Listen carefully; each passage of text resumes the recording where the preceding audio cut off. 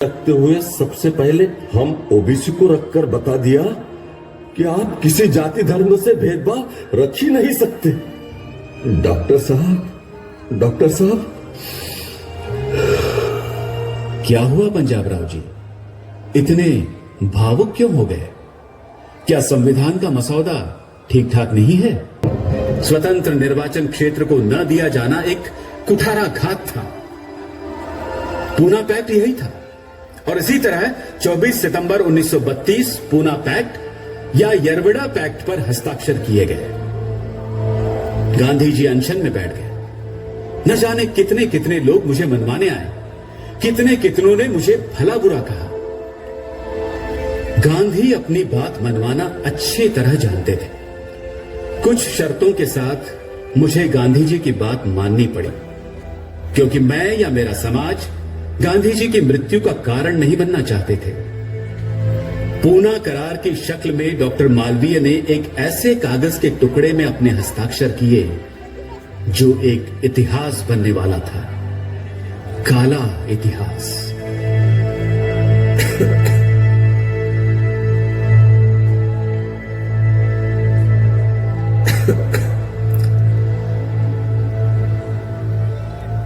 रामू, अब कैसी हो?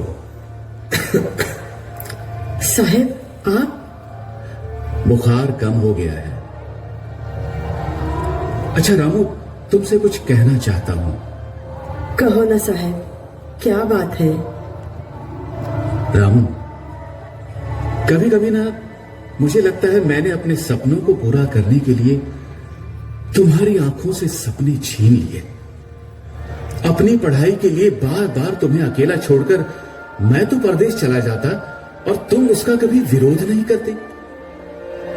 तुम लोगों के घरों में काम करती, अपमान सहती, उपले बनाती, उन्हें बेचती और मिले पैसों से घर चलाती, और मुझे भी मनी ऑर्डर करती ताकि मैं पढ़ सकूं, कुछ बन सकूं। तुमने भूल कर भी कभी अपने बारे में नहीं सोचा। ये क्या कहते हैं साहब? मैं पढ़ी लिखी तो हूं नहीं साहब, लेकिन इतना तो मैं बता सकती हूँ कि अपनी स्थिति बदलने के लिए आपकी तरह पढ़ना लिखना बहुत जरूरी है साहब।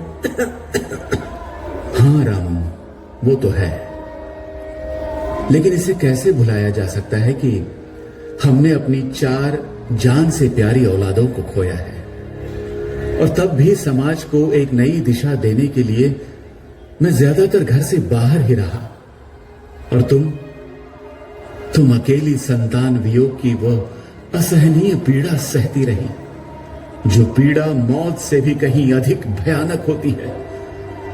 तुम सब कुछ झेलती रही, लेकिन कभी कोई शिकायत नहीं की। साहिब, मैं आपके साथ साथ रहते हुए यह अच्छी तरह से जान चुकी थी कि आप हर निर्धन, दलित, शोषित के अपने बाबा साहेब हैं। आपकी हर सांस समाज के लिए है। फिर कैसे मैं स्वार्थी हो सकती थी, है ना साहब? रामू, आज मैं जो कुछ भी हूं उसके पीछे तुम हो। तुम न होती तो मैं कभी इस मुकाम तक नहीं पहुंच पाता। देवा रे देवा, क्या कहते हो साहेब? साहिब, मेरी एक इच्छा है। हाँ हाँ, बोलो रामू, क्या इच्छा है? साहिब, मैं पंढरपुर के मंदिर जाकर विठोबा के दर्शन करना चाहती हूँ। रामू, भगवान विठोबा ऊंची जाति का भगवान है। वो हम नीची जाति के लोगों को दर्शन नहीं देता, और हम ऐसे भगवान के पास क्यों जाएं, जो अपने भक्तों में अंतर करता है। रामू, हमारा भगवान किसी मंदिर में नहीं, हमारे हृदय में है। साहिब देखना, एक दिन ऐसा जरूर आएगा जब हर रमा अपने विठोबा के दर्शन कर सकेगी साहिब।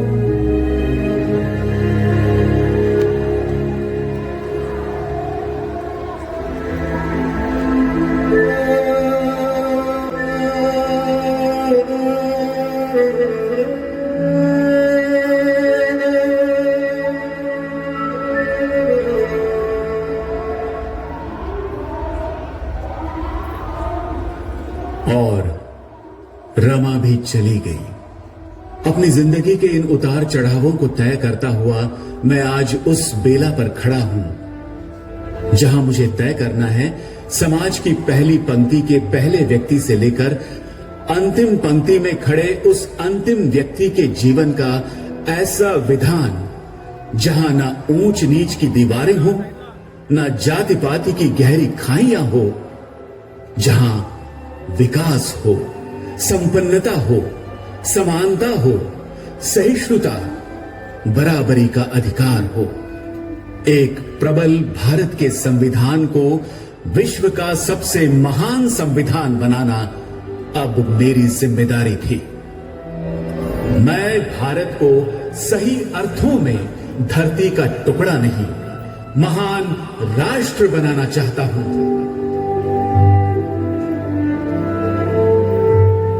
विश्व के सबसे महान, सबसे बड़े लोकतंत्र का विधान लिख पाना इतना आसान नहीं था। अलग अलग धर्म, अलग अलग भाषा, पंथ, वर्ग, जाति, उनके रीति रिवाज, सबका सम्मान करते हुए सभी को एक सूत्र में पिरो पाना एक दुष्कर कार्य था। लेकिन बाबा साहेब आंबेडकर जैसे प्रखर और मुखर बुद्धिजीवियों और दूरदृष्टाओं के होते हमारा संविधान आपके सुखद जीवन का विधान बना पाने से कौन रोक सकता था? हम भारत के लोग भारत को एक संपूर्ण प्रभुत्व संपन्न समाजवादी धर्मनिरपेक्ष लोकतांत्रिक गणराज्य बनाने के लिए तथा उसके समस्त नागरिकों को सामाजिक, आर्थिक और राजनैतिक न्याय, विचार, अभिव्यक्ति, विश्वास, श्रद्धा और उपासना की स्वतंत्रता, प्रतिष्ठा और अवसर की समता प्राप्त कराने के लिए तथा उन सब में व्यक्ति की गरिमा और राष्ट्र की एकता और अखंडता सुनिश्चित करने वाली बंधुता बढ़ाने के लिए दृढ़ संकल्पित होकर अपने इस संविधान को अस्तित्व में लाने के लिए कृत संकल्प है।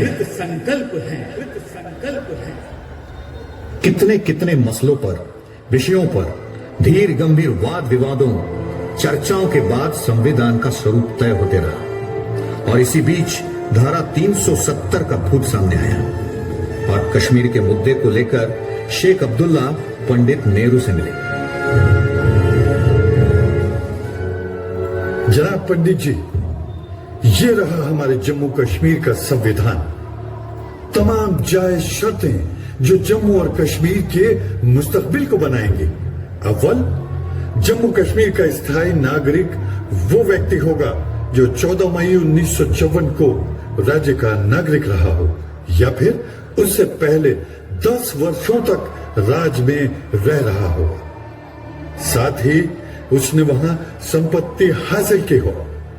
द्वितीय, हिंदुस्तान के किसी अन्य राज्य का निवासी जम्मू और कश्मीर का स्थायी निवासी नहीं बन सकता और इसी कारण वो वहां वोट नहीं डाल सकता।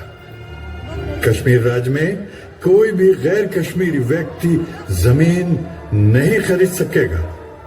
अगर जम्मू और कश्मीर की कोई लड़की किसी बाहर के लड़के से शादी कर लेती है तो उसके सारे अधिकार खत्म हो जाएंगे, साथ ही उसके बच्चों के अधिकार भी खत्म हो जाएंगे।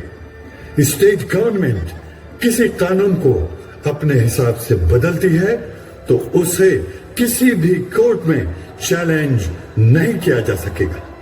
शेख अब्दुल्ला, इतनी सारी शर्तें? मुझे नहीं लगता कोई इससे सहमत होगा। आप उन्हें राजी करें पंडित जी। आपको ये तमाम जायज मांगे मान लेनी पड़ेगी, क्योंकि अगर ऐसा नहीं होता तो कश्मीर मेरी रहबरी में हिंदुस्तान का सबसे करीबी और पेचीदा मसला बन जाएगा। और याद रखें, हमें अगर हमारे ये हुकूक न दिए गए तो अब भी पाकिस्तान के साथ जाने में हमें कोई तकलीफ नहीं होगी। आप अक्लमंद सियासतदान हैं, आप समझ सकते हैं एक नए मुल्क के लिए क्या बेहतर है। शेख साहब, मेरी ये सलाह है कि आप इस मौजू पे डॉक्टर अंबेडकर से मिलें। वही इसका मसौदा लिख सकते हैं। अब ये आपकी काबिलियत है कि आप उन्हें राजी करते हैं या नहीं। लेकिन जनाब पंडित जी, जहन में ये बात याद रहे कि वादी की आग सफेद होती है, जिसे भी जलाती है दाग तो नहीं दिखते, लेकिन जख्म गहरा करती है। मैं उनसे जाकर मिलता हूं, इजाजत दें। जाए शेख अब्दुल्ला जाए। जब बात देश के हित की होती है तो अंबेडकर किसी की नहीं सुनते। आपको वहां से खाली हाथ ही लौटना पड़ेगा। देखिए डॉक्टर साहब, हम चाहते हैं कि कश्मीर की खुद मुख्तारी खुद कश्मीरियों के हाथों में हो। वहां की अवाम को दिल्ली दरबार के हुक्म के हिसाब से चलाने की कोशिश की गई तो एक किस्म की बदअमनी फैलने का खतरा बना रहेगा। इसलिए हमारी दिली ख्वाहिश है कि धारा 370 का मसौदा आप तैयार करें। देखिए शेख अब्दुल्ला साहब, मुझे समझ में नहीं आता आप सारे पढ़े लिखे लोग 2 झंडे 2 संविधान क्यों चाहते हैं? अगर भारत एक है तो हर भारतीय को हक होना चाहिए कि वो कहीं भी रह सके, फिर वो कश्मीर हो या कन्याकुमारी।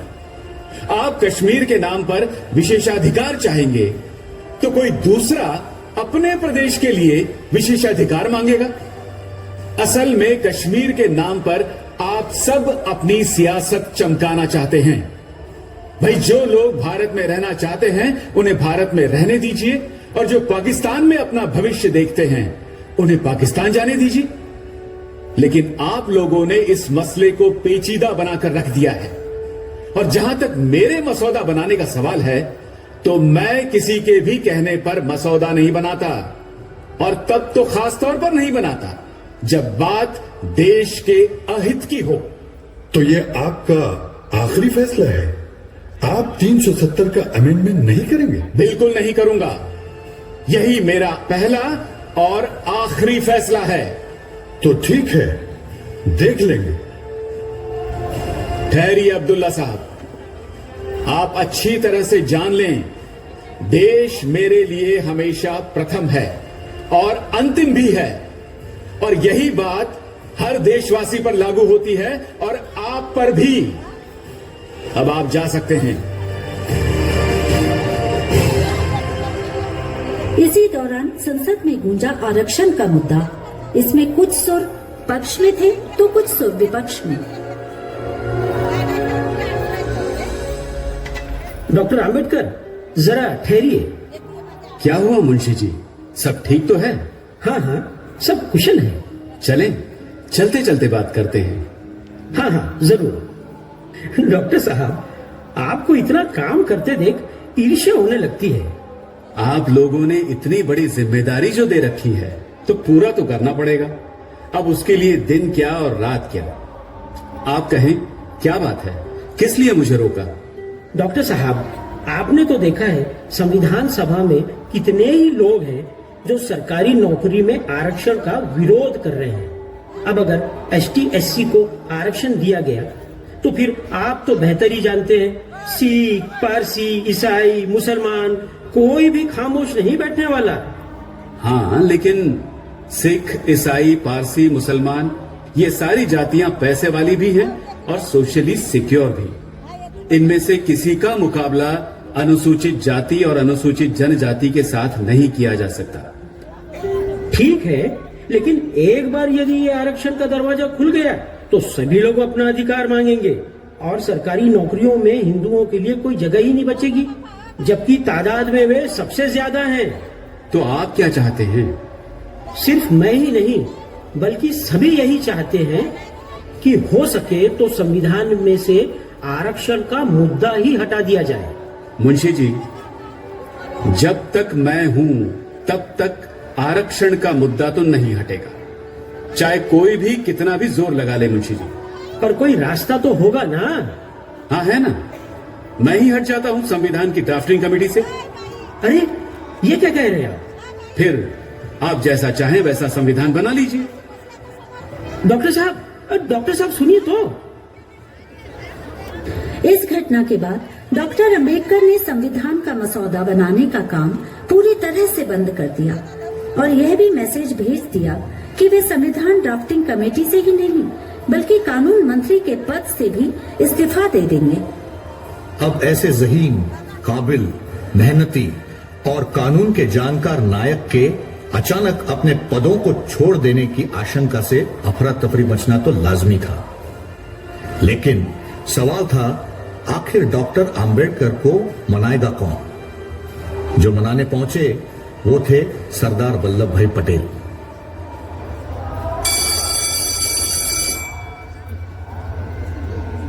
सरदार पटेल साहब, आप? हाँ भाई डॉक्टर अंबेडकर, मैं। किसी से खबर भिजवा दी होती तो मैं ही आ जाता। ऐसा है डॉक्टर, प्यासा कुएं के पास जाता है, कुआं प्यासे के पास नहीं आता। आइए आइए, बैठिए। मुंशी जी की बातों से आप इतने नाराज हो गए डॉक्टर अंबेडकर? लेकिन मुंशी जी तो कह रहे थे कि आप सबका आरक्षण को लेकर विरोध है, इसलिए मैंने कहा कि ड्राफ्टिंग कमेटी से और मंत्री पद से हट जाता हूं। डॉक्टर अंबेडकर, सब जानते हैं कि कांग्रेस तो क्या, पूरे देश में आप जैसा कानून, संविधान और देश को जानने परखने वाला कोई दूसरा नहीं है, जो हमारे संविधान को शानदार आकार दे। खुद गांधी जी अक्सर ऐसा कहते रहते थे। हाँ, लेकिन सरदार पटेल, आप गांधी को तो मानते हो, गांधी जी की नहीं मानते। गांधी जी पिछड़ों को रिजर्वेशन देने की मेरी पेशकश से सहमत थे और पंडित नेहरू ने तो स्वयं पंडित होते हुए कहा है कि सदियों से हिंदुओं ने निरीह अछूतों और आदिम जातियों को बेबसी, गरीबी, भूखमरी और अशिक्षा के साए में रखा। फिर हमें ऐसी पिछड़ी जातियों को बराबर लाना है तो इन्हें स्पेशल ट्रीटमेंट देना ही होगा पटेल साहब। मैं आपके तर्क से सहमत हूं ही मेरा, लेकिन ऊंचे पदों पर हम मेरिट के आधार पर ही लोगों को ले पाएंगे, तो फिर क्यों क्लर्कों की नौकरी के लिए इतना बड़ा रिस्क लेना? लेकिन इसमें तो मुझे खतरा, कोई रिस्क दिखाई नहीं पड़ता। खतरा है डॉक्टर अंबेडकर। अगर हमने किसी एक विशेष जाति या समुदाय को रिजर्वेशन दे दिया तो बाकी समुदाय भी अपनी अपनी जाति के रिजर्वेशन की मांग करेंगे और ऐसे में जातिवाद का जहर पूरे देश की रगों में फैलता जाएगा। जहर तो हम पीते आ रहे हैं हजारों सालों से। इन ऊंची जाति वालों ने तो हमारी रीढ़ की हड्डी तोड़ डाली इन गुजरे वक्त में, लेकिन तब भी हम खड़े हैं ना। एक बार हमें अपने बराबर आकर खड़े होने का मौका तो दे पटेल साहब। फिर देखिए देश की गरिमा, और ये सब मुमकिन होगा आरक्षण से। और फिर भी आपको मेरी बातें बेमानी लग रही हैं तो ये रहा मेरा इस्तीफा, इसे एक्सेप्ट कीजिए। डॉक्टर अंबेडकर, मैं बहुत जिद्दी आदमी हूं, लेकिन मूर्ख नहीं। मैं किसान हूं। मैं जमीन पर बीज डालते समय ही बता सकता हूं कि कौन सा बीज फलेगा या नहीं। रिजर्वेशन एक बड़ा मुद्दा था जिस पर पूरे देश की निगाह टिकी हुई थी। हर एक लीडर अपनी अपनी कौम, अपने समाज के भविष्य के बारे में चिंतित थे। इसी दौरान पिछड़े वर्ग के कद्दावर नेता पंजाब राव देशमुख बाबा साहेब से मिलने पहुंचे। नमस्कार डॉक्टर अंबेडकर। नमस्कार पंजाब राव जी, नमस्कार। आइए आइए, बैठिए। जी। अच्छा हुआ पंजाब राव जी आप आ गए। क्या कुछ खास बात है डॉक्टर साहब? हाँ भाई, खास ही है। संविधान का कच्चा मसौदा तैयार हो चुका है। आप आ ही गए हैं तो एक नजर डाल लीजिए। मैं जरा टहल कर आता हूं। जी, जैसा आप कहें।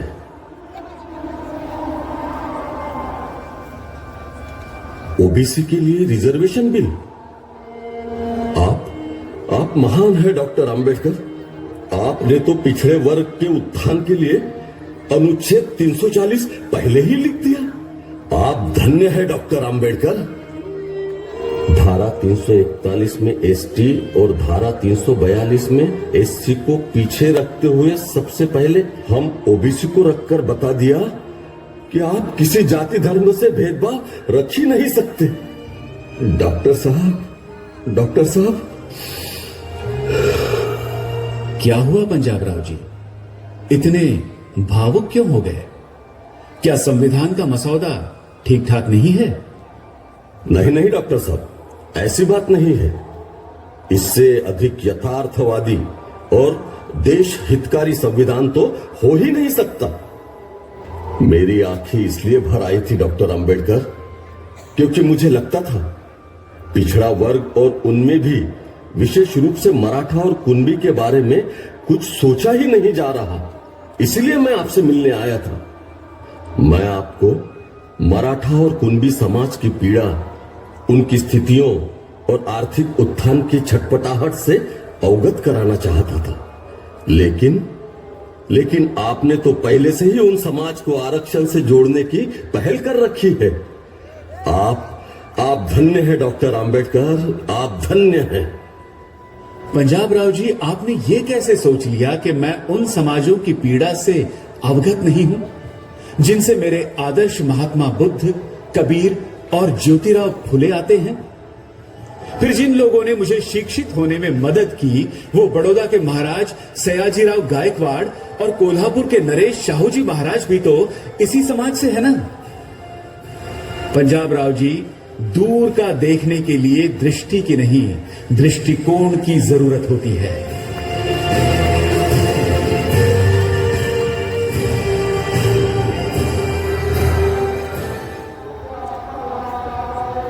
बाबा साहेब ने पिछड़े वर्गों के उत्थान के लिए संविधान में धारा 340 का प्रावधान किया, जिसके अनुसार सरकार को पिछड़े वर्गों को चिन्हित करने के लिए एक आयोग गठित करने का अधिकार था।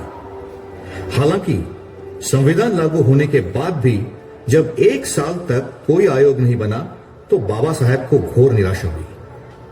तमाम उतार चढ़ावों और बहस के बाद आखिरकार वो वक्त आ ही गया जिसने मुल्क की तकदीर को नए सिरे से लिखने का आगाज किया। हमारा संविधान मुकम्मल हुआ। 26 जनवरी सन 1950 के दिन देश का वजूद, देश का कायदा कानून, देश के संविधान की शक्ल में सारी दुनिया के सामने आया।